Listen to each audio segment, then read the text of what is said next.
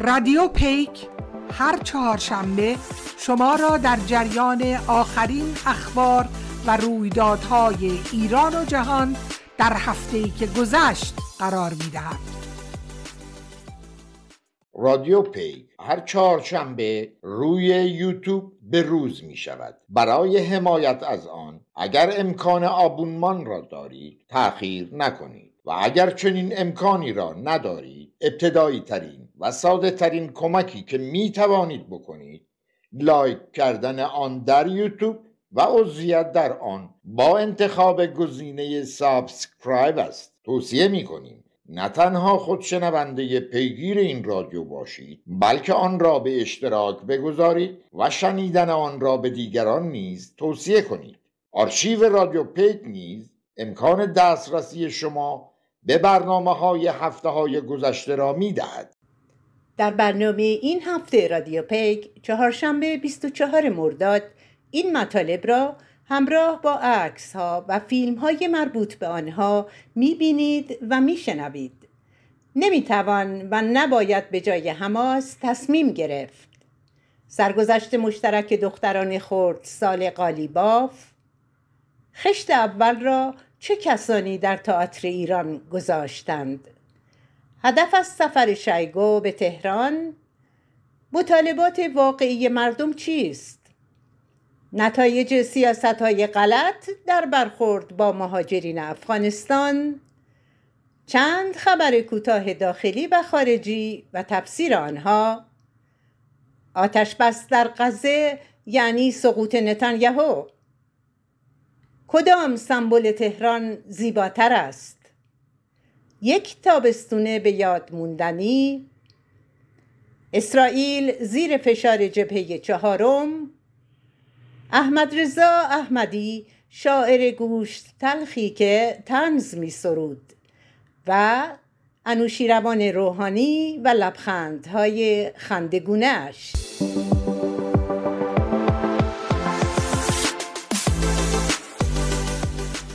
اخبار اولیه‌ای که در ارتباط با سفر شایگو دبیر شورای عالی امنیت ملی روسیه به ایران منتشر شده بود به تدریج جای خود را به ارزیابی‌های دقیق‌تر از انگیزه این سفر داد. برخلاف تحلیل‌های سطحی برخی افراد و سایت‌ها، انگیزه این سفر دادن سلاح به ایران و یا هماهنگی برای حمله ایران به اسرائیل نبود و نمی‌توانست باشد. برای ارسال سلاح به ایران نیاز به سفر دبیر شورای عالی امنیت ملی روسیه به ایران نبود و این تفسیر نیز به کلی کودکانه بود که گویا شایگو آمده که ایران را آماده حمله به اسرائیل کند. بسیار آسان میشد به این نتیجه رسید که اگر ایران فردای حضور شایگو در ایران یک موشک به سمت اسرائیل شلیک میکرد، بلافاصله تمام رسانه‌های غربی و رهبران کشورهای غرب در این بوق می‌دمیدند که با دستور روسیه ایران به اسرائیل حمله کرد. مسئله‌ای به این سادگی را مدعیان تحلیل رویدادهای ایران نتوانستند درک کنند. شایگو علاوه بر دیدار با پزشکیان، با رئیس ستاد مشترک نیروهای نظامی و دبیر شورای عالی امنیت ملی ایران یا با رهبر جمهوری اسلامی نیز دیدار کرد و یا پیام ویژه را که حامل آن بود با واسطه به وی رساند. این واسطه می توانست یکی از سه شخصیت یاد شده در بالا باشد و یا فرستاده‌ای ویژه از سوی بیت رهبری. این پیام نمی توانست پیام جنگ و موشک پرانی و انتقام باشد، بلکه بی ارتباط با بهره‌گیری اسرائیل از جنجال‌های خبری بر سر حمله ایران به اسرائیل برای حمله به اصطلاح پیشگیرانه اسرائیل به ایران نبود. ارسال سامانه مهم S-400 و سامانه پیچیده و منحصر به روسیه جنگ الکترونیک به ایران نیز در همین ارتباط انجام شده است و نه برای حمله به اسرائیل. استقرار این سامانه ها در اطراف مراکز مهم اتمی و نظامی ایران برای دفع حمله پیشگیرانه اسرائیل و آمریکا به ایران از اهداف ارسال و استقرار این سامانه هاست. 4 روز پس از سفر 1 روزه شایگو به تهران، علی باقری سرپرست وزارت امور خارجه ایران گفت: این رژیم، منظور اسرائیل، در جایگاهی نیست که علیه ایران جنگ افروزی کند. رژیم صهیونیستی به علت هراس از حمله احتمالی ایران و محور مقاومت علیه این رژیم مدعی شده که در صورت لزوم دست به حملات پیشگیرانه خواهد زد. و این درست همان نکته‌ای بود که می توانست انگیزه سفر و پیام ویژه برای رهبر جمهوری اسلامی باشد. پس از بازگشت شایگو از طریق باکو به مسکو، امام جمعه موقت تهران احمد خاتمی نیز با پایین کشیدن فتیله حمله به اسرائیل که جبهه پایداری مشوق آن است گفت: ما نظام با تدبیر هستیم، یعنی اینکه کی و کجا بزنیم بستگی به تدبیر ما دارد. بگذارید مدام در ترس و لرز باشند.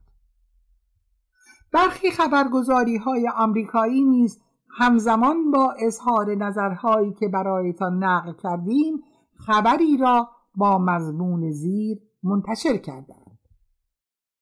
به گفته منابع آگاه، ولادیمیر پوتین رئیس جمهور روسیه با ارسال نامه‌ای شخصی برای رهبر ایران از وی خواسته است تا زمانی که وی برای میانجیگری بین 2 کشور تلاش می کند از اقدام نظامی علیه اسرائیل خودداری کنند. این نامه توسط سرگئی شایگو وزیر دفاع روسیه که روز دوشنبه وارد تهران شد به صورت دستی تحویل داده شد.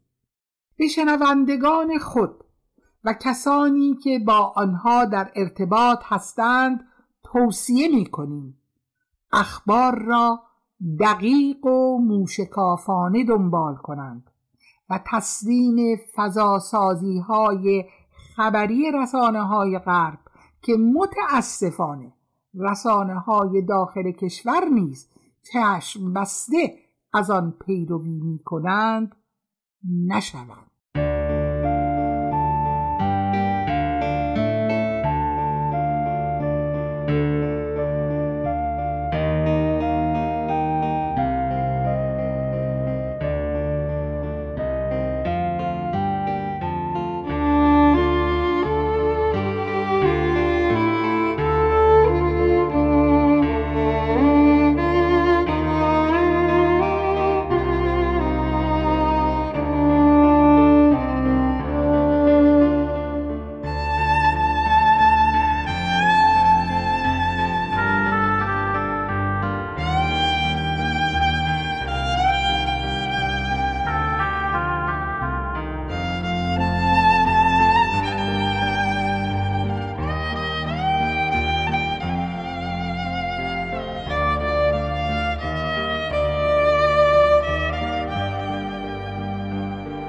یک تابستون به یاد موندنی. یادم اولین باری که چهارراه استانبول رفتم چیزی حدود 11 یا 12 سالم بود. توی دنیای کودکی خودم بودم. فقط میدونستم چهارراه استانبول جاییه که آدمایی که خارج زندگی میکنن میرن که پول خارجی بگیرن. دلار بدن و تومن بگیرن یا برعکس. میدونستم که بازار نقره و چیزهای عتیقش داغه و گبه و فرش و خلاصه هر چیزی که مربوط به سنت ایران باشه با پولای هنگفتی به ایرانی‌های مقیم خارج فروخته میشه. قدیما میشد خانومایی رو که از خارج اومده بودن از روی روسریای شلشون و ناخونهای لاک زده و پاهای بدون جوراب شناخت، ولی الان دیگه شناساییش سخته. نمیشه فهمید کی اونور زندگی میکنه و کی این طرف. حجاب بازی یک بازی نوبتی و سیاسیه. اونم نه برای همه جای شهر. ما که میدونیم، خودشون هم میدونن. حالا از اون موقع سالها گذشته و اون بچه بزرگ شده و امروز رفته بود که مثل اون آدمای قدیم پول خارجی بگیره و اگه بشه خریدی هم بکنه. خیابون لاله‌زار و جمهوری و منوچهری. همونجا که مرکز چمدون و کیف‌های چرمه. چه چیزایی توی مغازه ها بود. انواع اقسام سنگ‌های جواهر و انگشتر و تمثال و عتیقه. دلال‌ها همینطوری کنار خیابون صف کشیدن و همشون هم اعصاب مصابشون تو تعطیلیه. واسه بعضی‌ها اونجا واقعاً جای خفنیه. همش استرس و دردسر و قسم و آیه واسه پول. راستی یه سری هم پول نو می‌فروختن. اطرافشون چند تا به پای قلدر هم ایستاده بودن که یه وقت کسی فکر نکنه میشه خفتشون رو گرفت و پول رو از چنگشون درآورد و پرید روی موتور و زد به چاک. همه پولا اتو کشیده نو. اینا رو هم برای ثبت وقایع بنویسم. دلار آمریکا بالای 60 تومن و یورو 2 گام بالاتر. از چهارراه که کارم تموم شد، پیاده رفتم زیر پل حافظ و پاساژ علایالدین. چقدر تغییر کرده. چقدر همه چیز آشفته و بیقانون شده. آدم احساس میکنه پاساژ در حال منفجر شدنه. این همون پاساژی بود که مدت 2 هفته توش کار کردم. تجربه فوق‌العاده هم بود. بعدها رفیق همخدمتم رو معرفی کردم جای خودم که اونجا کار کنه و هنوز هم توی پاساژه و الان تقریبا برای خودش کار میکنه.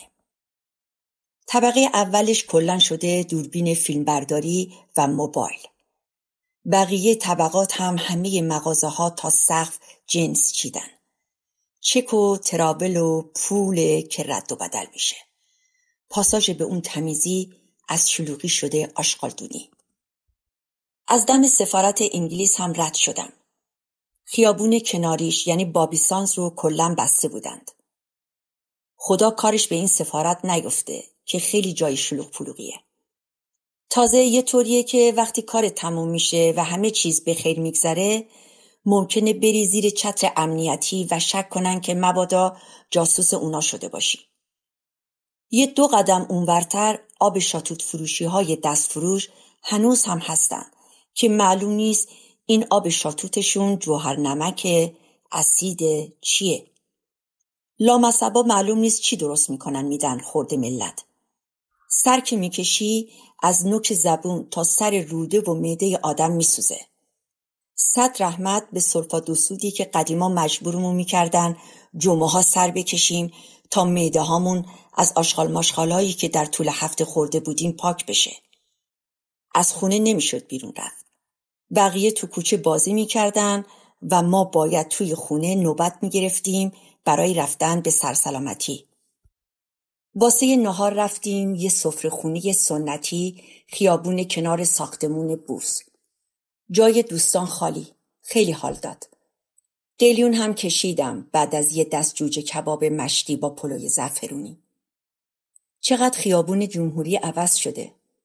اکثر مغازه‌های کوچک اون موقع حالا شده نمایندگی‌های بزرگ سامسونگ، LG و پاناسونیک و سونی. خلاصه ملغمه‌ای شده تهران واسه خودش.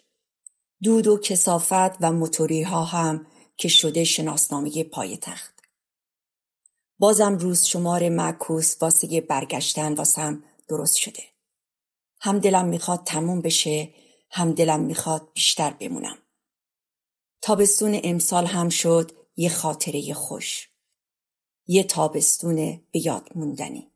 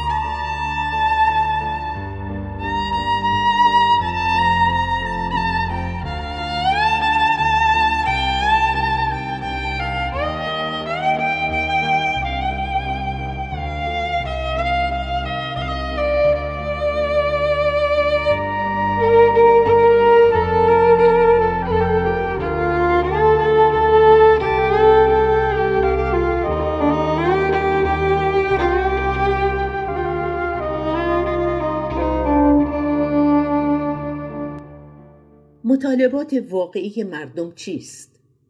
یک روزنامه‌نگار یهودی ساکن لندن گزارشی منتشر کرده مبنی بر اینکه اسماعیل هنیه نه با موشک و از طریق پهپاد بلکه بر اثر انفجار بمبی که زیر تخت او جاسازی شده بود کشته شد.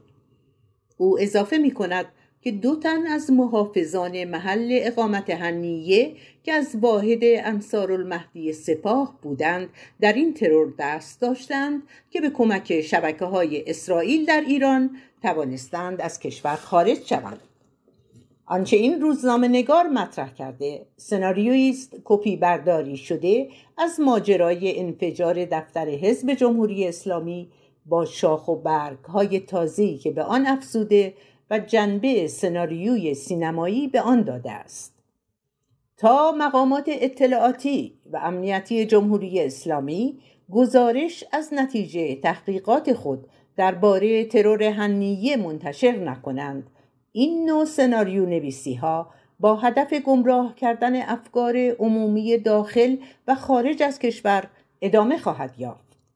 البته تعجب آور است که جمهوری اسلامی هنوز گزارش این ترور را منتشر نکرده، در حالی که قطعاً اطلاعات لازم برای انتشار این گزارش را به دست آورده است.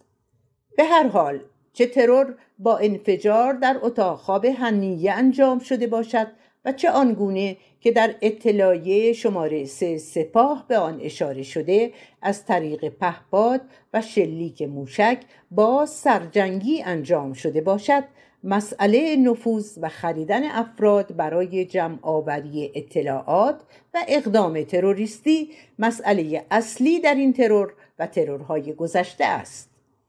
به همین دلیل حکومت باید به این سوال مهم و کلیدی پاسخ بدهد که عوامل نفوذی داخل حکومت در این ماجرا چه نقش و سهمی داشتند. شاید تحت تأثیر اطلاعات به دست آمده از ماجرای ترور باشد که فعلا رأس نظام تا حدود زیادی فتیله حمله به اسرائیل را پایین کشیده است. فتیله حمله را نظام پایین کشیده، اما بازندگان انتخابات اخیر ریاست جمهوری چنین نکرده و همچنان بر طبل تلافی می‌کوبند، با این امید که جنگی آغاز شود و آنها بتوانند قدرتی را که در حکومت پیدا کرده اند حفظ و باخت اخیر در انتخابات را هم جبران کنند. برای نمونه سعید جلیلی هنوز میگوید باید به مطالبه مردم پاسخ داده شود. این مطالبه از نگاه او حمله به اسرائیل است. آنها روی حمله موشکی و پهپادی مستقیم اسرائیل در ماجرای ترور هنیه متمرکزند و آن را تبلیغ می کنند. بخشی از این تبلیغ و تمرکز جلوگیری از شکلگیری دولت جدید و آغاز به کار آن و همچنین جلوگیری از تحقیقات عمیق‌تر درباره شبکه‌های نفوذی در درون حکومت است. تحقیقاتی که شاید به لایه‌هایی از جبهه پایداری برسد، جبهه‌ای که سعید جلیلی نامزد آن برای انتخابات ریاست جمهوری اخیر بود. علی‌رغم همه این کارشکنی‌های پشت پرده و تلاش برای حاکم کردن فضای جنگی در کشور و بستن دست و پای پزشکیان، چند روز پس از ترور و فروکش کردن شعار تلافی پزشکیان توانست کابینه خود را به مجلس معرفی کند که اگر فراکسیون 70 نفره جبهه پایداری در مجلس کارشکنی را در جبهه مجلس انجام ندهد، دولت به زودی مستقر خواهد شد و اعلام مواضع جمهوری اسلامی در برابر رویدادهای داخلی و خارجی کشور از جمله ماجرای ترور هنیه از چنگ فضاسازان خارج شده و در اختیار دولت مستقر قرار خواهد گرفت. از این پس است که دولت باید به مطالبات واقعی مردم پاسخ بدهد. این مطالبات برخلاف ادعای سعید جلیلی تلافی ترور هنیه نیست، بلکه نان، آب، برق، کار، امنیت، مسکن و جلوگیری از گرانی و فساد حکومتی است.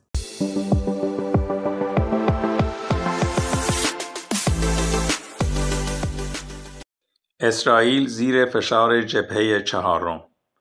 در بطن جنگ غزه یک بحران اقتصادی عمیق گریبانگیر اسرائیل شده که کمتر درباره آن صحبت می شود و رسانه‌های آمریکایی که محافل پرقدرت یهودی امریکا بر آنها تسلط دارند درباره آن می نویسند.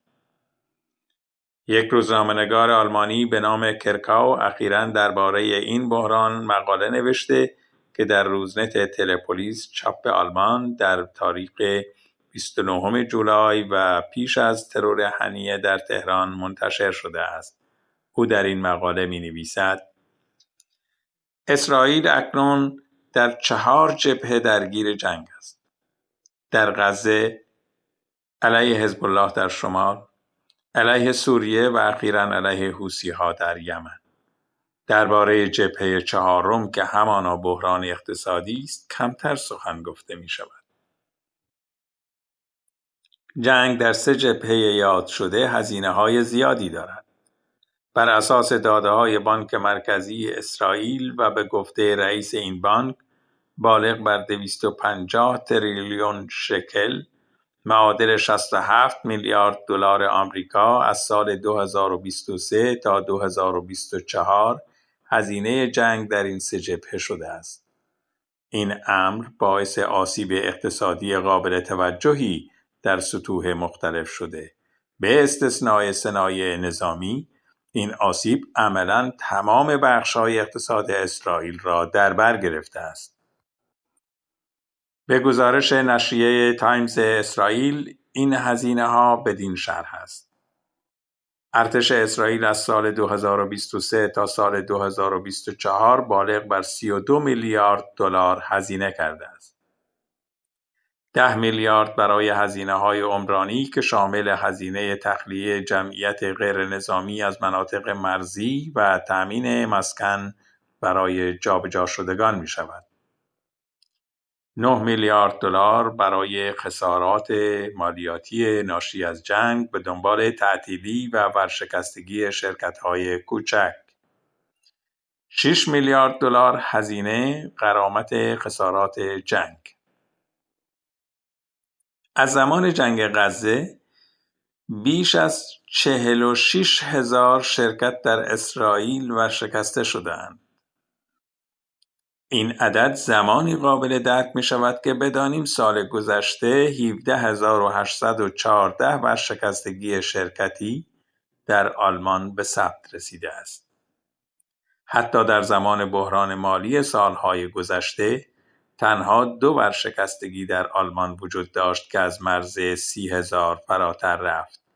این در حالی است که جمعیت آلمان تقریباً 9 برابر جمعیت اسرائیل است. در میان ورشکستگان شرکت‌های مهم ملی مانند بندر ایلات در دریای سرخ نیز دیده می‌شود. ایلات برای اسرائیل نقطه پایانی دریای سرخ و مهمترین بندر تخلیه و بارگیری این کشور محسوب می‌شود. از آنجایی که حوثی‌ها عملاً مانع ورود کشتی‌ها تا 2000 کیلومتر در جنوب اسرائیل شده‌اند، بیکاری در بنادر به نقطه اوج رسیده است. صنعت توریسم و گردشگری تا حد بسیار زیادی متوقف شده است و بسیاری از خطوط هوایی پروازهای خود را به تل‌آویو متوقف کردند. این صنعت حدود 9.5 میلیارد دلار گردش مالی در اسرائیل دارد و تقریباً 2% از درآمد ناخالص ملی اسرائیل را شامل می شود. بر اساس گزارش رویترز، اقتصاد اسرائیل در سال گذشته 5% رکود داشته که از اکتبر سال گذشته تا به حال به بیش از 19% رسیده است. وضع برای فلسطینیان و به ویژه آنها که در اسرائیل و در بخش ساختمان سازی کار می‌کردند و پس از 7 اکتبر سال گذشته همگی اخراج شده اند به مراتب بدتر است. در مناطق اشغالی نرخ بیکاری 57% است. تا پیش از جنگ 61% مردم غزه در زیر خط فقر زندگی می‌کردند. با آغاز جنگ غزه بیش از 500,000 نفر کارشان را از دست دادند. 300,000 نفر آنها، یعنی 1/3 جمعیت، در کناره باختری زندگی می‌کنند. برای جبران نیروی کاری در بخش ساختمانسازی، اسرائیل با هند توافقنامه‌ای امضا کرده تا کمبود نیروی کار ارزان را جبران کند. همه این داده‌های بحران اقتصادی جدا از اعتراضات وسیع مردم اسرائیل علیه نتانیاهو است. واقعیت این است که با وجود گذشت نزدیک به 10 ماه از جنگ غزه، دولت اسرائیل هنوز موفق نشده به اهدافش در غزه دست یابد. این جنگ طولانی ترین جنگ اسرائیل از بد به تأسیس آن می باشد. همچنان که بحران اقتصادی نیز بزرگترین بحران اقتصادی اسرائیل از تاریخ تأسیس آن تا کنون است.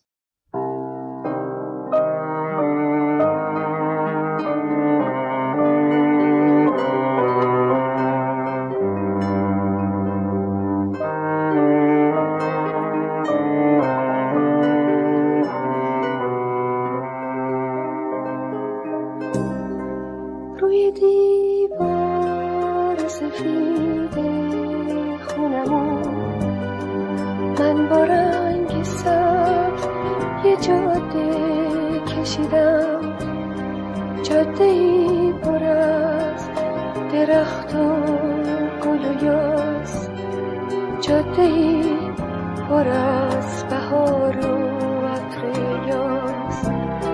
رنگ سبزم کم اومد، باد اومد، پاییز اومد، روی جاده قشنگ ابر اومد، بارون اومد. من نوشتم بارون، من نوشتم بارون، من نوشتم بارون، من نوشتم بارون. احمدرضا احمدی، شاعر گوشتلخی که طنز می سرود. احمدرضا احمدی شاعر گوشتلخی بود، چنان که گاه تحمل ناپذیر بود. او در 20 سالگی اولین دفتر شعر خود را منتشر کرد. خیلی زود اهل شعر ایران پذیرفتند که به جرگه آنها شاعری پیوسته که پرواز ذهنیش بسیار بلند است. کیارستمی مدتی با احمدرضا احمدی در یک شرکت تبلیغاتی کار کرد و بعدها گفت: آثار احمدی را دوست دارم. همیشه شاعر است، حتی زمانی که سرگرم خرید مواد غذایی برای خانه اش است. رخشان بنی اعتماد فیلم بانوی اردیبهشت را با صدای احمدرضا احمدی آغاز کرد. آیدین آغداشلو گهگاه منتقد شعر او شد. البته برای آنکه آب رابطشان گلالود نشود، انتقاد از احمدی را تا مدتها با نام مستعار خطیبی امضا می‌کرد. خود احمدرضا احمدی گفت که تا مدتها نمی‌دانسته خطیبی همان آغداشلوست و به همین دلیل بارها در میان این و آن بد و بیراهی بار خطیبی کردم. احمدرضا احمدی برای اولین بار در فیلم پستچی کیمیایی ظاهر شد. جوانی خوشقد و بالا که از فرنگ آمده بود و تصمیم داشت یک گاوداری را به خوکداری تبدیل کند. او در صحنه‌هایی از فیلم رگبار نیز ظاهر شد. دوستانش میگویند که احمدرضا طنز تلخ را از مادرش به ارث برده بود. از کرمان به تهران کوچ کرد، اما تا آخر عمر هم لهجه شیرین و مهربان کرمانی را حفظ کرد. اجداد او مثل اجداد همه ماها زرتشتی بودند. از آن زرتشتی هایی که از یزد به کرمان کوچ کردند. به طنز و اشاره از رعب و وحشت اسلام مهاجمی که به ایران رسیده بود می گفت: بعد از آن کوچ همه اجدادم فقط مسلمان نشدند، بلکه روحانی هم شدند.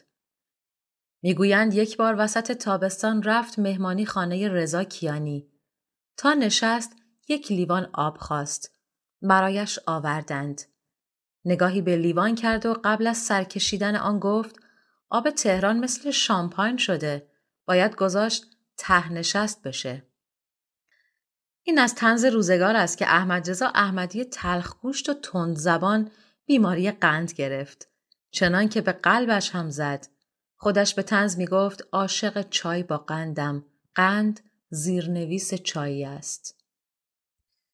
نخستین بار همسرش را در محل کارش ملاقات کرد. اوایل انقلاب 57. روز آشنایی به هم دست دادند، یعنی دست همدیگر را فشردند و ابراز خرسندی کردند از اینکه با هم آشنا شدند. خانم کمی ترسید که به یک مرد دست داده است. احمدرضا فوراً برای خاتمه آن ترس گفت خانم من قصد عروسی دارم، البته 2 سال دیگه. اولین آثار احمدرضا در کتاب هفته منتشر شد. ماهنامه‌ای که سردبیرش علیاصغر حاج سید جوادی بود و از یادگارهای مؤسسه کیهان در تاریخ مطبوعات ایران. برای کودکان داستانهایی نوشت. بعضی از اشعار احمدرضا احمدی در کانون پرورش فکری کودکان با صدای سیمین قدیری ضبط شده و به یادگار مانده است. از جمله ترانه زیر که سیمین قدیری خوانده و آهنگش را هم فریبرز لاچینی ساخته. 2 چشم بسته من رو، صدای خسته من رو، کسی باور نداره، کسی باور نداره. من از فصل زمستونم، من از سرما و بارونم، کسی باور نداره، کسی باور نداره. خونه بارون میگیره، دل من جون میگیره، همه اینها قصه بود، کسی باور نداره. یکی از ترانه‌های دلنشین احمدرضا احمدی را با صدای خانم سیمین قدیری به نام من نوشتم بارون بشنوید.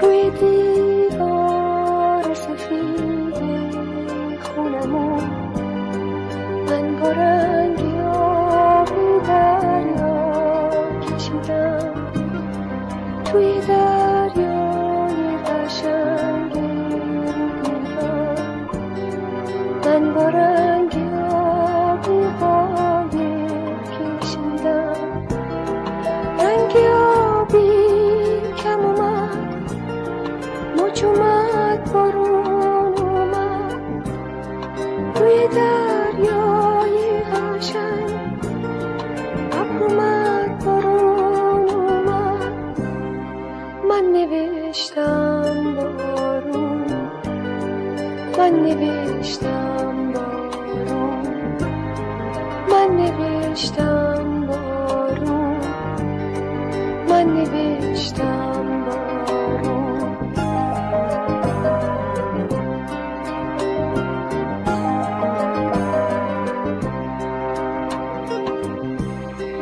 روی دیوار سفید خونمون من با رنگ سبز جاده کشیدم، جاده‌ای پر از درخت و گل و یاس، جاده‌ای پر از بهار و عطر یاس، رنگ سبزم کم اومد، باد اومد، پاییز اومد، روی جاده قشنگ ابر اومد، بارون اومد، من نوشتم بارون، من نوشتم بارون، من نوشتم بارون، من نوشتم بارون، من نوشتم بارون، من نوشتم بارون. نتایج سیاست‌های غلط در برخورد با مهاجرین افغانستان. ایران برای جلوگیری از ورود مهاجران از افغانستان به ایران با دیوارکشی مرزی دست به همان اقدامی زده که آمریکا در مرز با مکزیک زده. پاکستان در دو بلوچستان پاکستان و افغانستان زده و اسرائیل نیز به شکل و سیستم نظامی دیگری در بخش‌هایی از فلسطین. بسیار بعید به نظر می رسد که این نوع تدابیر بتواند مانع ورود مهاجر و پناهجو از افغانستان به ایران بشود، به ویژه که شبکه انتقال این مهاجرین به شبکه‌های مواد مخدر نیز وصل و آنها به اندازه کافی تجربه عبور از این موانع را دارند، همچنان که در آمریکای لاتین دارند، در انتقال پناهجو از آفریقا به ایتالیا دارند. چاره کار نه دیوار کشی است و نه یورش به دخمه‌هایی که پناهجویان افغان در تهران و خراسان خود را به آنها رسانده و تقریبا مخفی می شوند تا دستگیر نشده و بازگردانده نشوند. اگر در افغانستان کار و نان وجود داشت، فرار به سمت ایران مطرح نبود. مهاجرت از ایران عمدتاً برای امکانات تحصیلی و کار تخصصی و گریز از فشارهای اجتماعی و مذهبی حکومت است. اما درباره مهاجرت از افغانستان وضع فرق می کند. گریز از افغانستان بیش و پیش از آن که ناشی از فشارهای مذهبی طالبان و محدودیت‌های ایجاد شده طالبان باشد، ناشی از فقر و بیکاری است.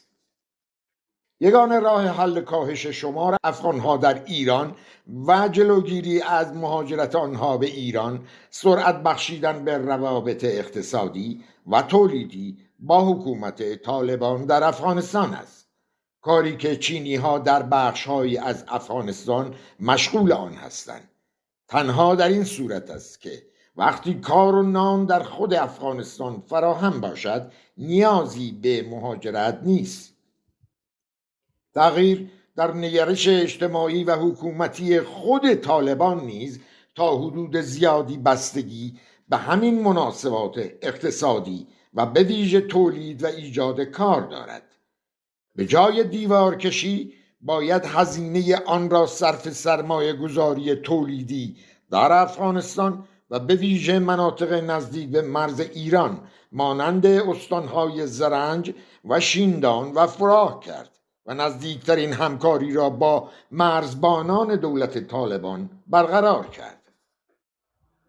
یورش به دخمه ها و بیغوله هایی که این مهاجرین در آنها ساکن می شوند و دستگیری و بازگرداندن آنها از طریق مرزهای مشترک دو کشور و دیوار کشی ها چاره کار نیست. نه تنها چاره کار نیست، بلکه در نوع خود موجب جدایی دو ملت ایران و افغانستان می شود که به هیچ وجه به سود هیچ کدام از دو کشور نیست.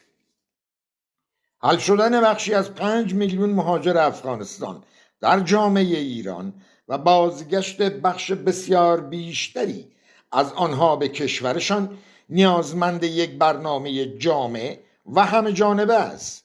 این فاجعه بار است که پس از 40 و چند سال میزبانی مهاجران افغانستان ما دست به اقداماتی بزنیم که این میزبانی نتیجه معکوس بدهد.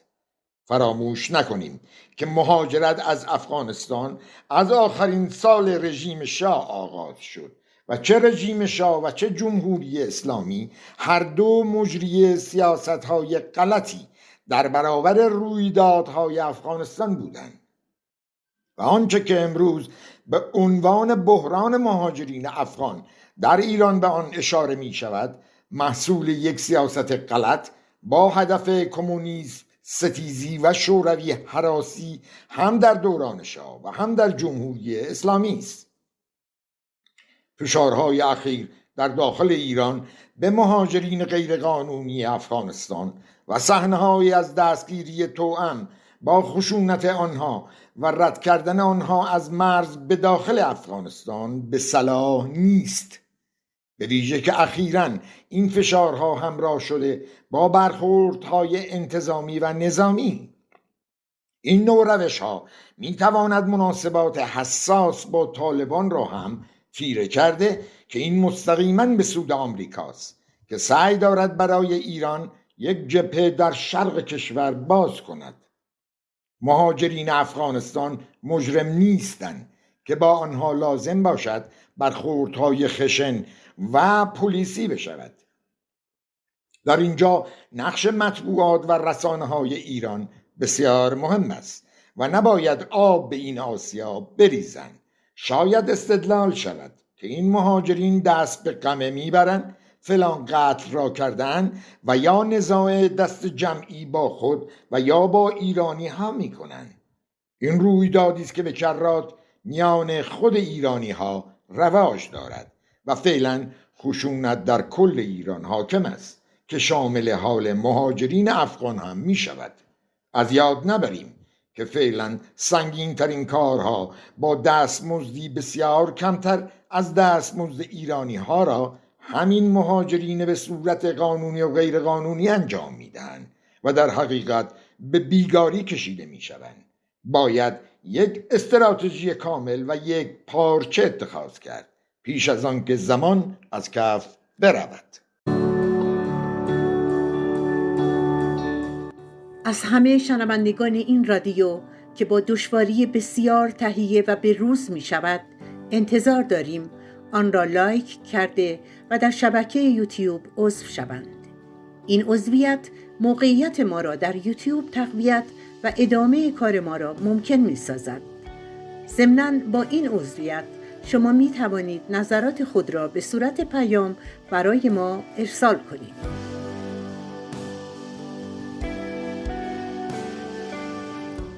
همان گونه که قابل پیش بینی بود، جنبش حماس خیلی سریع جانشین اسماعیل هنیه را انتخاب کرد.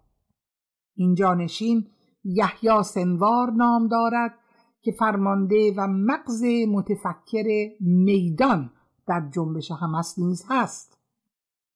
در دوران جنگ حماس و اسرائیل نیز هر بار که دفتر سیاسی جنبش حماس به رهبری هنیه میل به مذاکره و سازش داشت، سنوار با آن مخالفت کرد و حرف او حرف آخر بود، زیرا فرماندهی عملیات با او بود.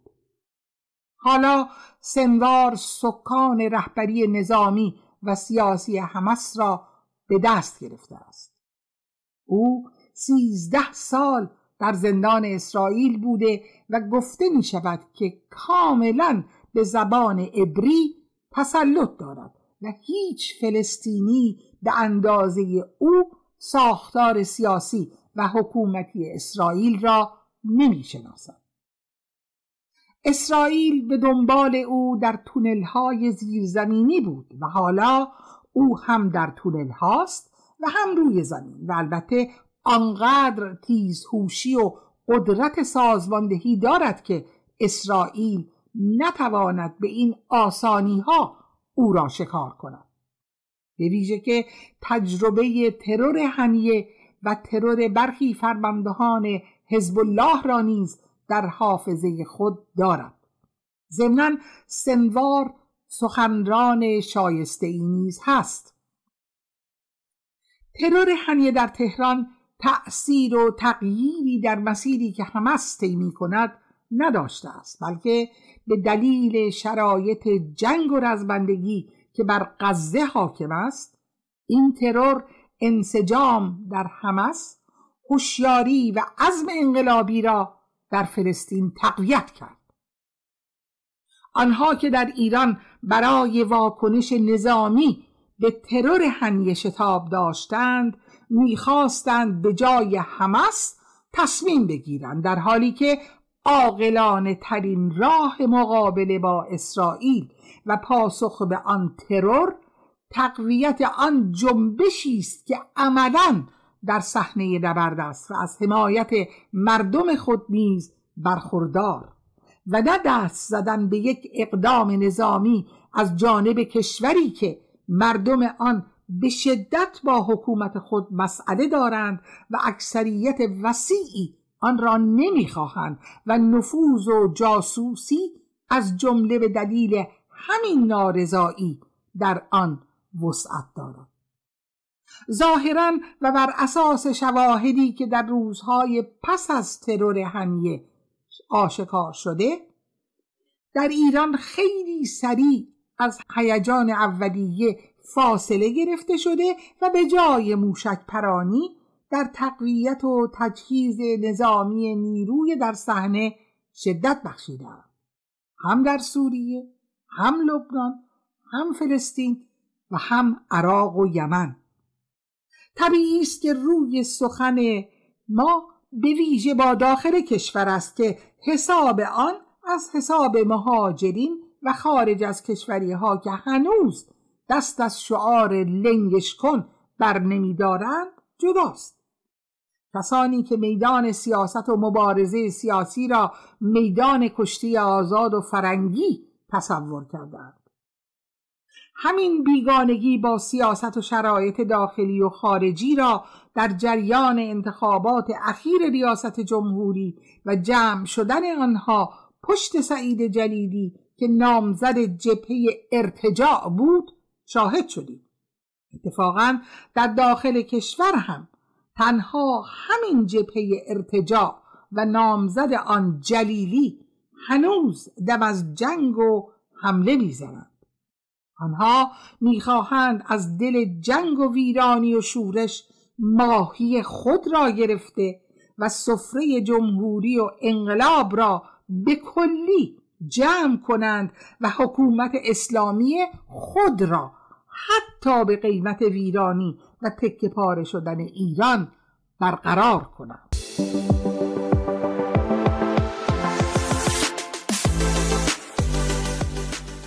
کدام سمبل تهران زیباتر است؟ شاه میدان آزادی را با نام میدان شهیاد سمبل تهران کرد. این سمبل پس از سقوط رژیم شاه تبدیل شده به سمبل آزادی.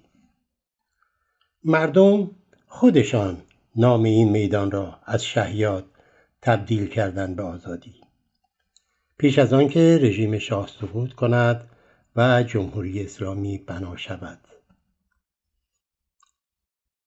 میدان آزادی که در سال 1349 بنای آن شتاب زده پایان یافت تا به مناسبت جشن‌های 2500 ساله شاهنشاهی از آن رونمایی شود، هنوز بزرگترین میدان تهران است. میدان آزادی به دستور مستقیم شاه و توسط حسین امانت که مهندس معمار بود با مساحت 50,000 متر مربع طراحی و ساخته شد. این میدان پس از میدان نقش جهان اصفهان با مساحت 89,600 متر مربع بزرگترین میدان ایران است. نقشه میدان دقیقاً از سقف مسجد شیخ لطف‌الله اقتباس شده است. پس از انقلاب در جمهوری اسلامی برج میلاد شد سمبل تهران. برجی که بر سر هزینه آن هنوز بحث است و معلوم نیست چقدر از بغل آن عده‌ای خورده‌اند. در یک قلم میگویند فاکتورهای سیمان آن 30 برابر آن سیمانی است که در بنای این برج مصرف شد.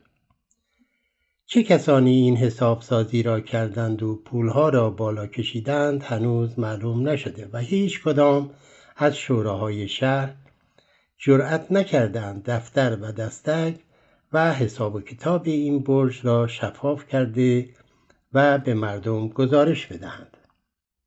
به هر حال مبتکر و پیشنهاد دهنده اولیه بنای برج میلاد غلام حسین کرباسچی شهردار وقت تهران بود که به دلیل خدماتش در دوران شهرداری اصفهان به تهران آورده شد و شهردار پایتخت شد.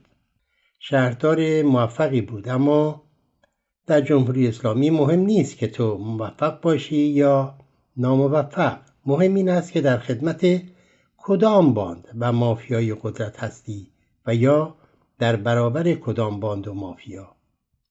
کرباسچی علیرغم همه خدماتی که در دوران شهرداری تهران کرد، سرانجام به دلیل نقشی که در انتخابات دوم خرداد و برنده شدن محمد خاتمی در آن انتخابات داشت، نه تنها از شهرداری تهران عزل شد، بلکه محاکمه و محکوم هم شد و 5 سال را در زندان گذراند.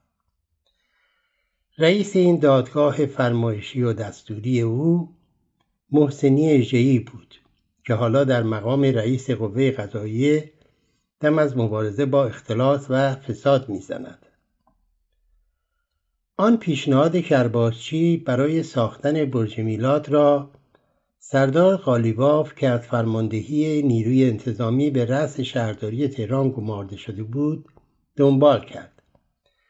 برج ساخته شد، اما هنوز هزینه آن اعلام نشده تا فسادی که در آن روی داد آشکار نشود. تا پیش از سقوط سلطنت قاجارها و روی کار آمدن رضاشاه، سمبل تهران شمس‌العماره بود که یکی از بناهای تاریخی تهران و مربوط به دوره قاجار است. ساخت آن 2 سال طول کشید. شمس‌العماره دارای 5 طبقه و 35 متر ارتفاع است که در زمان خود بلندترین ساختمان تهران بود. پس از سقوط قاجارها به دستور رضاشاه سردر باغ ملی بازسازی شد تا این بنا سمبل تهران شود. سردر باغ ملی در خیابان سپه ناصرخسرو در دوران خود بلندترین ساختمان تهران بود. مقایسه فنی و معماری و انگیزه‌های سیاسی این 4 سمبل تهران با یکدیگر آنقدر مطرح نیست که زیبایی آنها مطرح است. البته نه در دوران پهلوی نه در جمهوری اسلامی به سردر باغ ملی و ساختمان شمس‌العماره توجه نشد و این 2 سمبل زیبای معماری را به امان خود رها کردند و شاهد فرسودگی آن شدند، هم حکومت و هم مردم. یک لحظه تصور کنید که سردر باغ ملی و بنای شمس‌العماره را باز بار دیگر تعمیر کنند و اطرافش را هم خالی و یک محوطه سبز و یک پارک در آن ایجاد کنند. آن وقت باید مقایسه کرد که کدام یک از این 4 سمبل تهران زیباتر از دیگری است.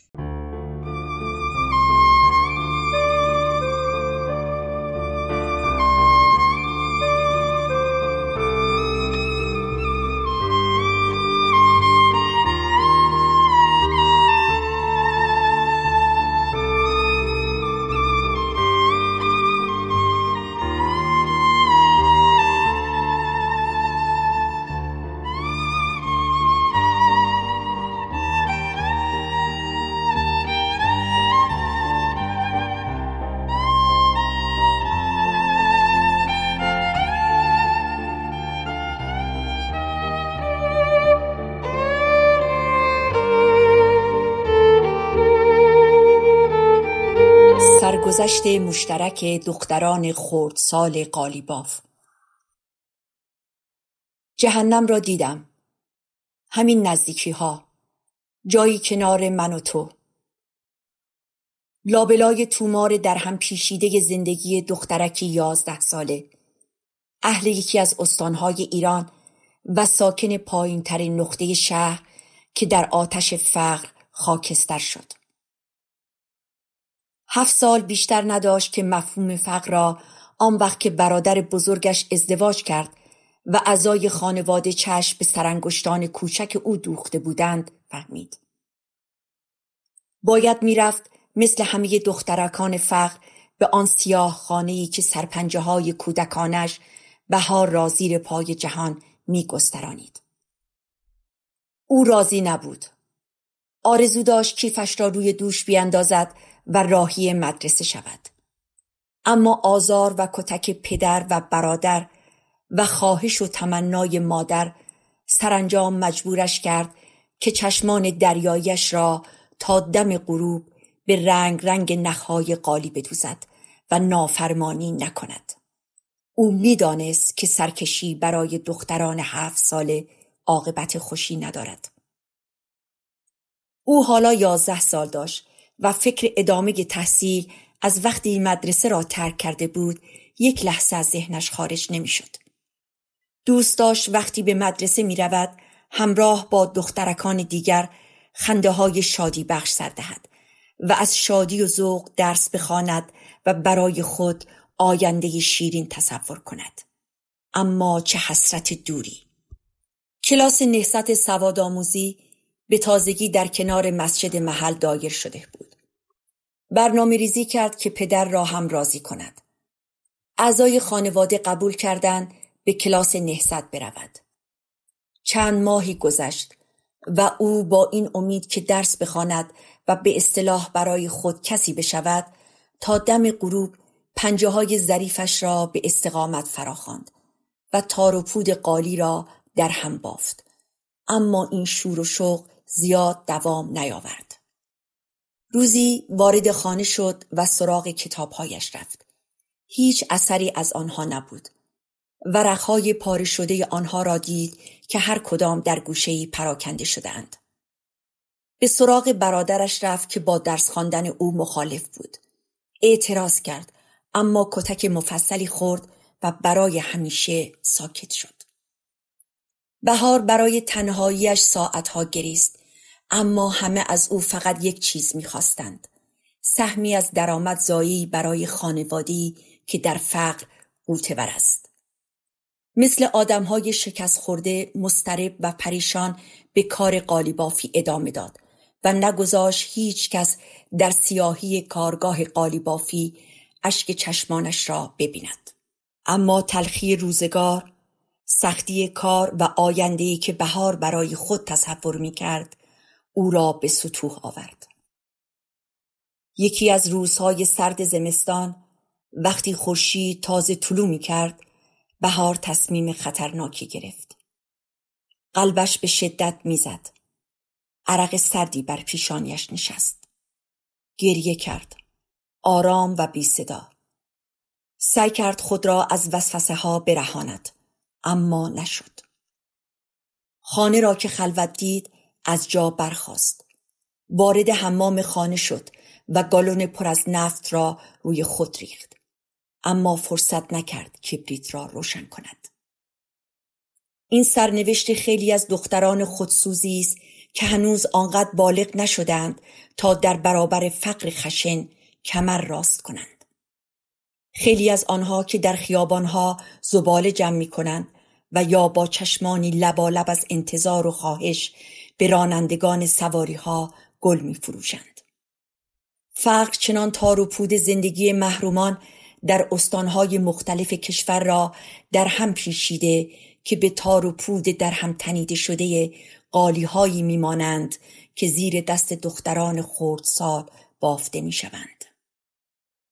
دستمایه هنر پنجه‌های ظریف این کودکان چیزی جز بیماری‌های ریوی، گوارشی، ضعف بینایی، صدماتی روحی عمیق و حتی عارضه‌هایی است که تا پایان عمر باقی می‌ماند.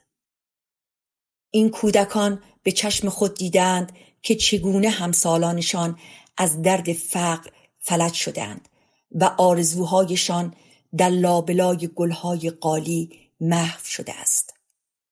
تحقیر و توهین، حسرت دنیای پرنشاط و فقر و بدهکاری پدران همه آن چیزی است که دختران قالیبافخانه از آن رنج میبرند. مهاجرت از روستاها به شهرها و تن دادن به زباله‌گردی و کارهای خیابانی سرنوشتی است که فقر رقم میزند.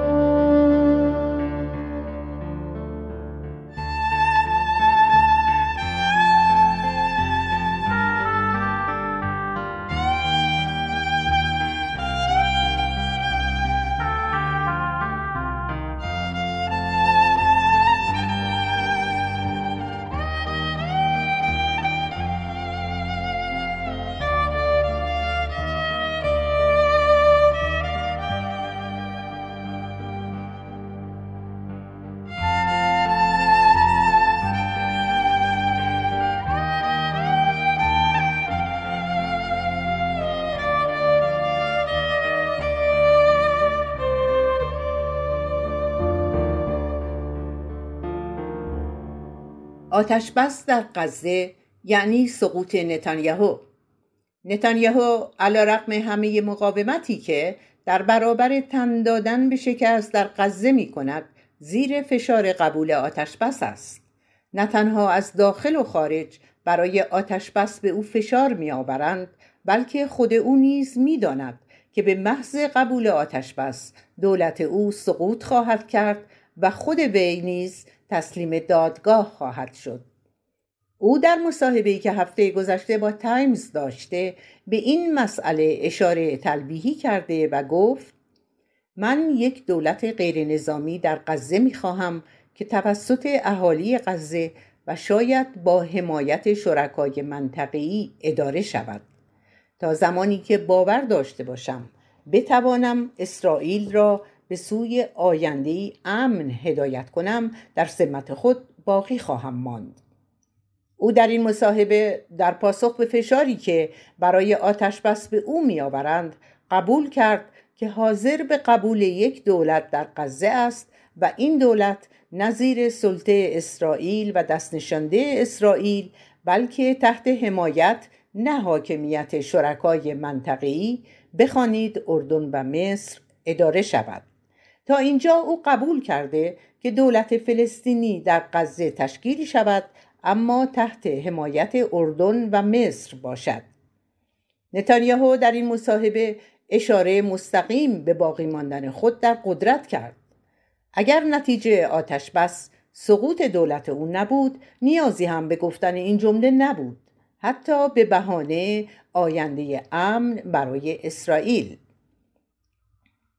ظاهراً ایران در همان روزهای اول پس از ترور هنیه و تماس‌ها و پیام‌های مکرر آمریکا برای پرهیز از پاسخ نظامی به اسرائیل به آمریکا اطلاع داده بود که تنها در صورت آتش‌بس در غزه و کنار رفتن نتانیاهو از اقدام تلافی‌جویانه خودداری خواهد کرد. ایران در این پیشنهاد اگر تنها خواهان آتش‌بس در غزه هم شده باشد، حالت دوم در آن مستتر است، یعنی با آتش‌بس نتانیاهو سقوط خواهد کرد. نتانیاهو از طریق آمریکا و یا قطر در جریان این شرط و پیشنهاد ایران قرار گرفته و مصاحبه او با تایمز بی‌دلیل نبود. تایمز هم بی‌دلیل برای مصاحبه به سراغ او نرفته بود. مسئله بر سر اعلام موضع نتانیاهو در برابر پیشنهاد ایران هست و بود. ما علاوه بر خبرهای غیر مستقیمی که برخی مطبوعات غربی به آن اشاره می کنند و زمزمه هایی که درباره پیام ایران به تماس‌های آمریکا جریان دارد، شاهد اظهار نظر سعید ایروانی، نماینده جمهوری اسلامی ایران در سازمان ملل نیز بودیم که در مسیر همین اخبار غیر مستقیم درباره پیشنهاد ایران به آمریکا بود. او در جریان طرح تجاوز اسرائیل به خاک ایران در سازمان ملل گفت: ایران ممکن است در ازای آتش‌بس در غزه و عقب نشینی اسرائیل از غزه از تصمیم خود برای حمله به اسرائیل دست بکشد. اولویت ما همزمان جلوگیری از تکرار تجاوز اسرائیل و آتش‌بس در غزه است.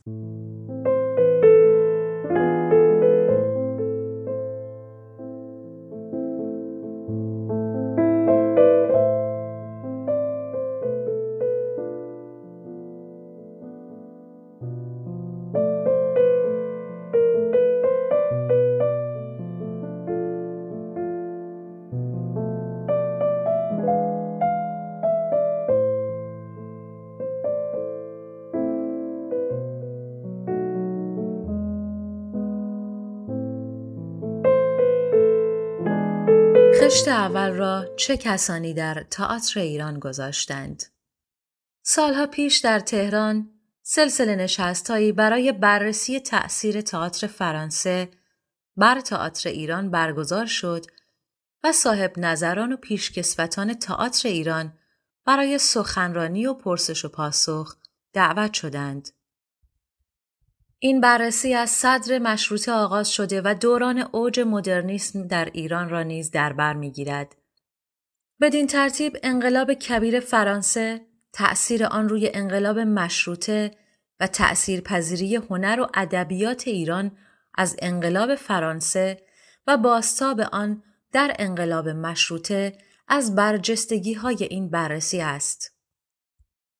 این تأثیرپذیری تئاتر ایران را از تکرار نمایش‌های روحوزی و تعزیه‌خوانی که فضا و مجالی برای جهش و گشودن درهای بسته نداشتند نجات داد.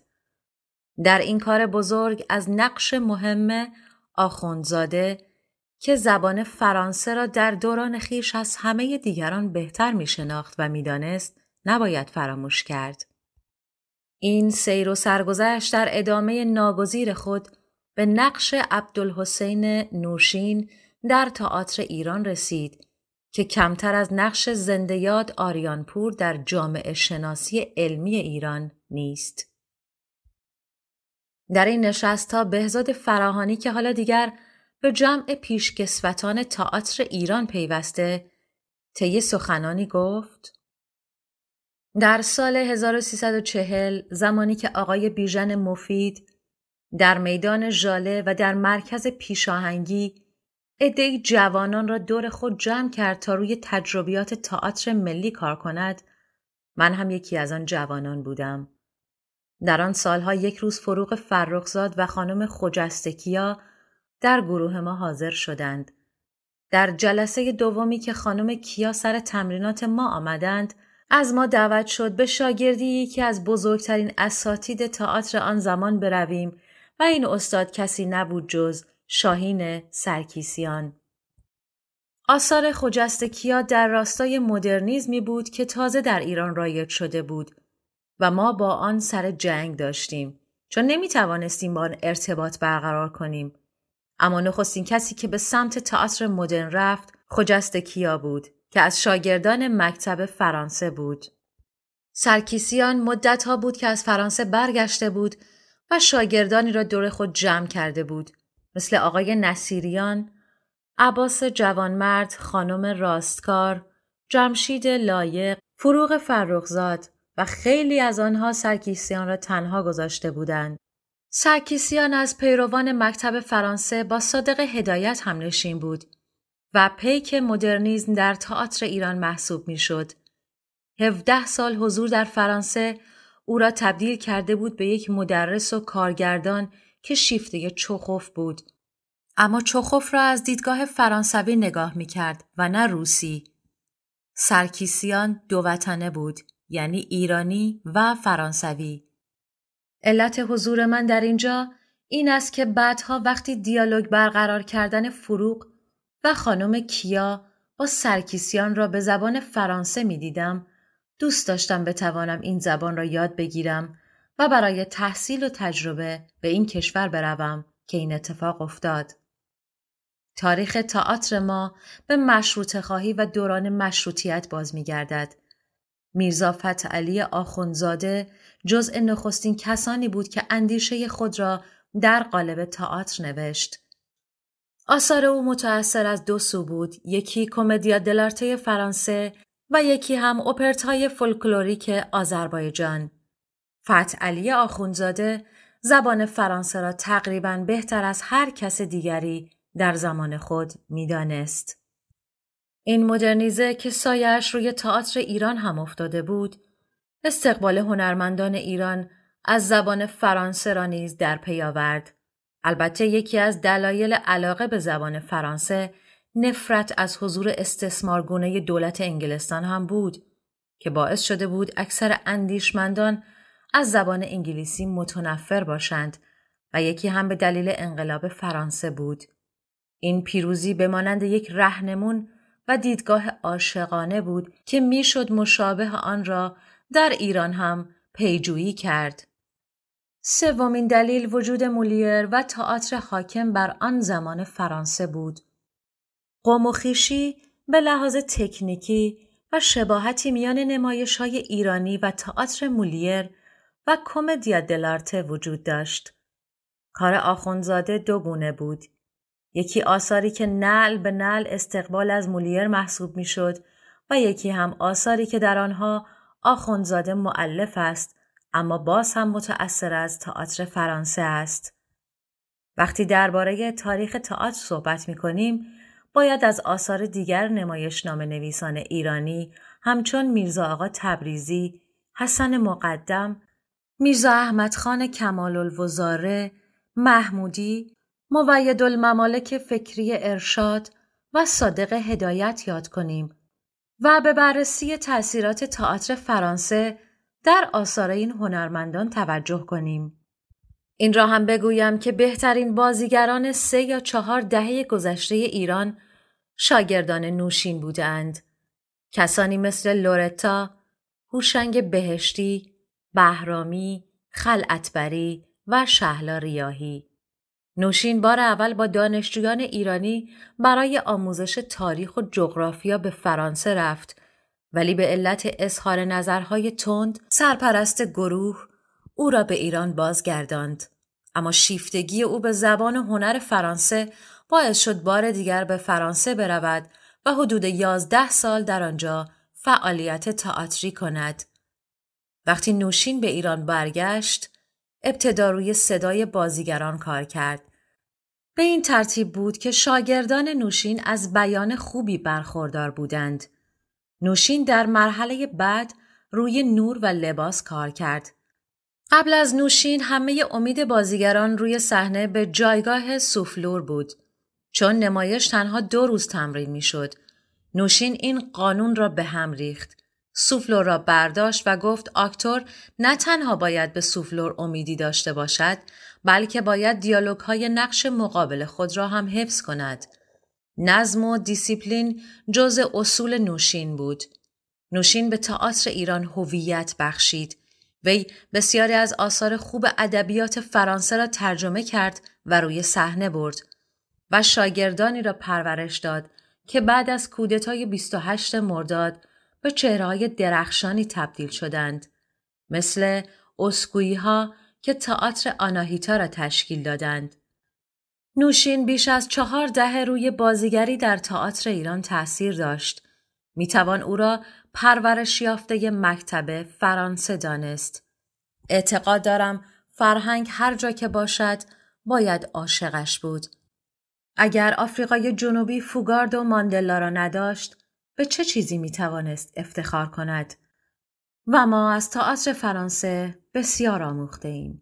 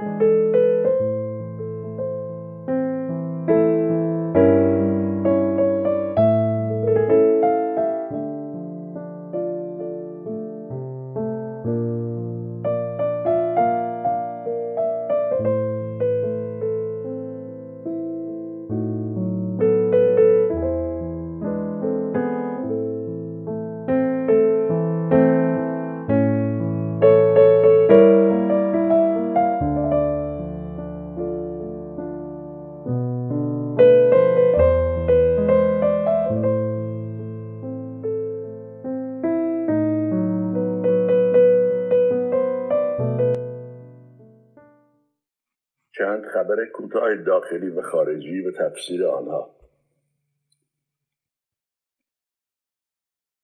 تنبیه مزاحمین اورژانس تهران. مزاحمت‌های تلفنی در ایران یک سرگرمی است. در گذشته پیش از انقلاب عمدتاً شامل حال خانواده‌هایی می‌شد که دختران جوان داشتند.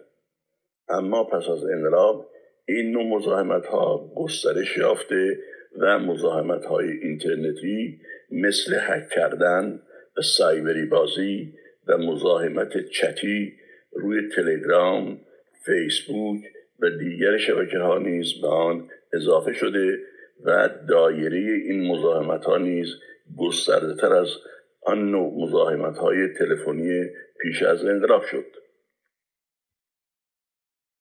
برای نمونه اورژانس تهران اعلام کرده که هر هفته بیش از 2500 تماس مزاحمت‌آمیز با اورژانس تهران ثبت می شود که شامل 4% کل تماس‌های طول هفته با اورژانس تهران می شود.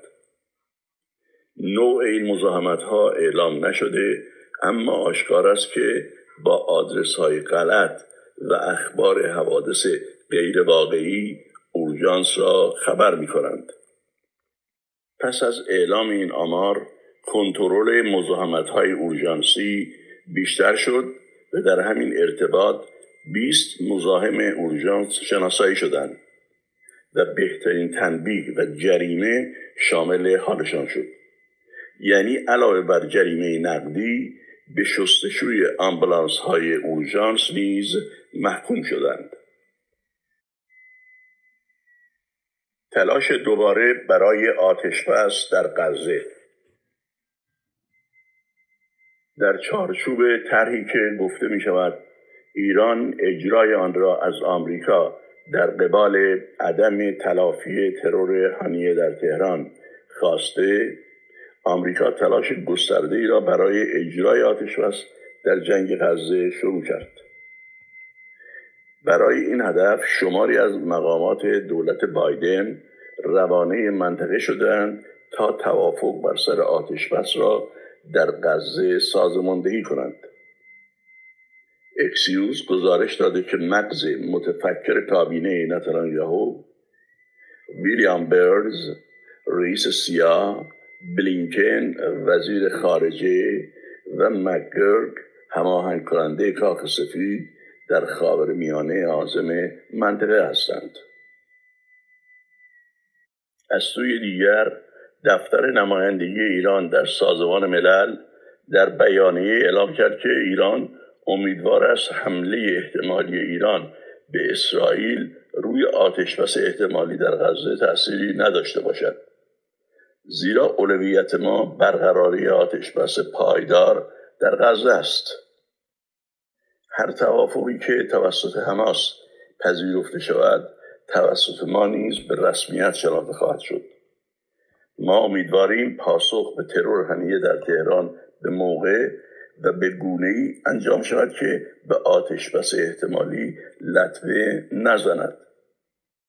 در این بیانیه تاکید شده کانال‌های رسمی مستقیم و واسطه‌ای برای تبادل پیام همیشه بین ایران و آمریکا وجود داشته، اما هر دو طرف ترجیح میدن جزئیات آن گفته نشود.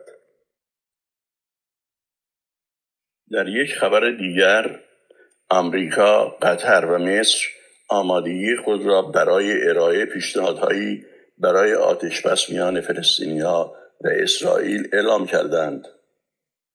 در این پیشنهاد از حماس و اسرائیل خواسته شده مذاکرات را در دوحه و یا قاهره از سر بگیرند تا در یک هفته جزئیات پایانی را نهایی کرده و اجرای آن آغاز شود. خودروهای بیکیفیت و رانندگی بیکیفیت‌تر. حتی اگر ایران بیکیفیت‌ترین اتومبیل‌های سواری را تولید کند، نیز توجیه کننده این نوع رانندگی و حادثه آفرینی که به قیمت جان سرنشینان این اتومبیل‌ها تمام می شود نیست. این سواری در یکی از خیابانهای ملایر از روی جدول کنار خیابان بالا رفته و با درخت تصادف کرده است. این حادثه عجیب 4 قربانی داشته که همگی سرنشین همین سواری بودند. فقط در صورتی که راننده پشت فرمان سکته کرده باشد چنین حادثه‌ای قابل توجیه است. در غیر این صورت یا راننده گواهینامه نداشته یا مست بوده یا برای فرار از شاخ به شاخ شدن با اتومبیلی که از روبرو می آمده از جاده منحرف شده و رفته داخل پیاده رو و با درخت تصادف کرده است. حتی اگر همه احتمالات هم واقعی باشد، سرعت دیوانه‌وار راننده نیز قطعی است. 53% آلمانی‌ها دولت این کشور را نمی‌خواهند. این هفته خبرگزاری ریا نوستی به نقل از پوشکوف، عضو کمیته قانون اساسی شورای فدراسیون روسیه گزارش داد 53% مردم آلمان از اولاف شولز صدر اعظم این کشور راضی نیستند. نارضایتی مردم از سیاست‌های مقام‌های فعلی این کشور به طرز محسوسی در حال افزایش است. گرچه جامعه آلمان هنوز برای تغییرات اساسی آماده نیست. تنها حدود 1/3 مردم آلمان طرفدار سیاست‌های دولت این کشور هستند که دلیل آن رویکردهای ائتلاف لیبرال حاکم آلمان در قبال مهاجرت، وابستگی به ایالات متحده، رشد اقتصادی صفر یا منفی، تعطیلی بسیاری از بنگاه‌های اقتصادی و صرف مبالغ هنگفت برای کمک به اوکراین است. ریا نوستی سپس خود بی‌نویسد 71% از 1334 شرکت کننده در نظرسنجی که توسط شبکه تلویزیونی ZDF آلمان از 10 تا 12 ژوئن 21 تا 23 خرداد انجام شد گفتند که از عملکرد دولت راضی نیستند. میزان نارضایتی ماه پیش 66% بود. حدود 51% از پاسخ دهندگان موافق برگزاری انتخابات زودهنگام هستند و 66% همچنان معتقدند که ائتلاف احزاب حاکم تا سال آینده و پایان دوره به کار خود ادامه بدهند. هر 3 حزب تشکیل دهنده ائتلاف حاکم آلمان در انتخابات پارلمانی اتحادیه اروپا متحمل شکست شدند و حزب ناسیونالیست آلترناتیو به پیروزی قابل توجهی دست یافت. نتایج ضعیف احزاب سنتی مانند حزب سوسیال دموکرات که صدر اعظم آلمان از آن است، نارضایتی آلمانی‌ها از کاهش استانداردهای زندگی در بزرگترین اقتصاد اروپا است، چرا که دولت باعث بحران انرژی ناشی از انفجار لوله گاز استریم و قطع انتقال گاز از روسیه به آلمان شده است. انفجاری که گفته می شود کار آمریکا بود. کوچ 550,000 نفر از اسرائیل.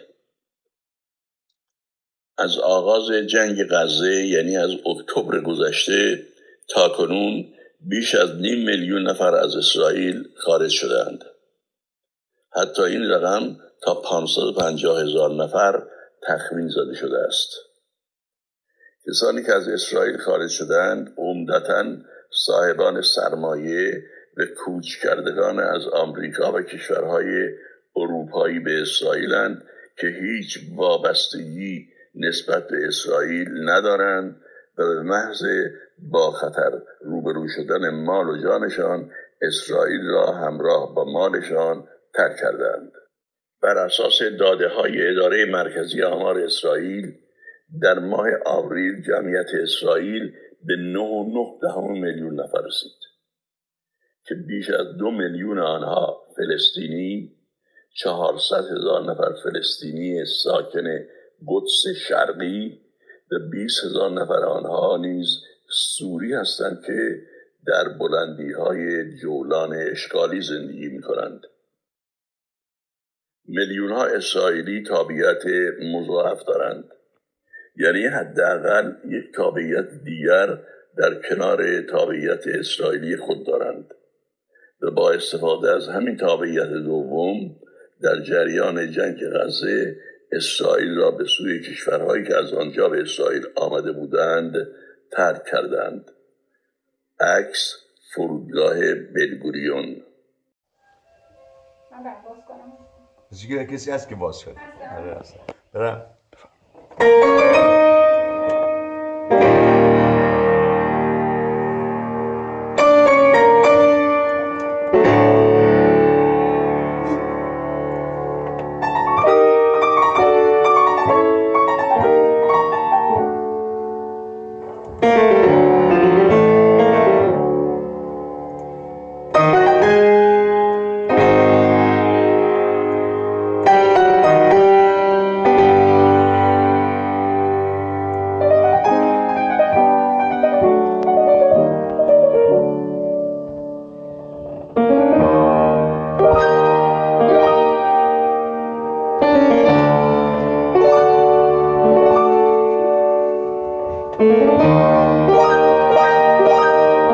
انوشیروان روحانی و لبخندهای خندگونه‌اش. انوشیروان روحانی بسیار جوان و حتی بیتوان گفت نوجوان بود که با ارگ به رادیو ایران آمد و بعدها با همین ارگ در تلویزیون ملی ایران ظاهر شد. تا آن زمان پیانو برای مردم بسیار آشنا بود و 2 استاد آن در برنامه‌های گلها مرتضاخان محجوبی و جواد معروفی بودند. اتفاقاً همین 2 نوازنده چیره دست پیانو استعداد انوشیروان روحانی را کشف کرده و دست او را گرفتند. آهنگ‌های بسیاری برای معروفترین خوانندگان دوران با ارگ ساخته و آن را همراه با آنها نواخته است. شاید بتوان گفت که او پرکارترین آهنگساز ایران بود و هست. حالا سالهاست که پیانو نوازی را بر ارگ نوازی ترجیح داده و هنوز هم در سن 84 سالگی شور آهنگسازی را دارد و اگر فرصتی دست بدهد پشت ارگ نشسته و شادی و طرب می آفریند. می گویند بالای 500 آهنگ ساخته که معروفترین ترانه سرایان ایران روی آنها شعر و ترانه سرودند و به دست معروفترین خوانندگان دوران داده‌اند تا بخوانند. روحانی علاوه بر موسیقی کلاسیک ایران به موسیقی کلاسیک غربی نیز تسلط دارد و شاید به همین دلیل باشد که بسیاری از آهنگهایش برگرفته شده از ملودی‌های غربی و به ویژه موسیقی پاپ اروپایی است. چنان که در میان اهل موسیقی ایران او معروف بود به مونتاژکاری ماهر، یعنی آهنگهایش از تونل برخی ملودی‌های غربی می‌گذرد و از آهنگهایی که خود قبلا ساخته زیرکانه در آهنگهای تازه‌اش بهره می‌گیرد و آنها را در بطن آهنگهای جدیدش می‌گنجاند. زاده رشت است و بزرگ شده تهران و تحصیل کرده موسیقی در فرانسه. پس از انقلاب در ایران ماند، اما گهگاه برای کنسرت به خارج از کشور سفر کرد تا اینکه چند سال پیش بیشتر در خارج از کشور ماند و شاید گاهی سری هم به ایران بزند. از عجایب زندگی او یکی هم این است که وی دیپلم خلبانی دارد. هر آهنگساز و نوازنده و خواننده‌ای هنگام اجرای یک اثر چهره و حرکات دست و صورتی دارد که خاص خود اوست. برخی زیاد و برخی کم و برخی بسیار آشکار که فوراً توجه را جلب می کند. انوشیروان روحانی از گروه آخر است. لبخندی نزدیک به خنده هنگام نوازندگی ارگ و پیانو دارد. چنان که گاه این خنده و لبخند بیش از آهنگی که می نوازد توجه را جلب می کند. از همان نوجوانی که در تلویزیون ملی ایران ظاهر شد این عادت را داشت و هنوز هم دارد. چنان که وقتی یک خواننده زن و یا مرد را با پیانو و یا ارگ همراهی می کند، لبخند نزدیک به خنده او بیننده را دچار این توهم می کند که نکند به اجرای آن خواننده می خندد. پدرش ویولون می نواخت و اهل موسیقی بود و انوشیروان روحانی که به تشویق پدر وارد عرصه موسیقی شد، پسرش را در کنار دست خود برای نوازندگی پیانو و ارگ آموزش داده است. این پسر که اکنون مرد میان سالی شده، ادامه انوشیروان روحانی است.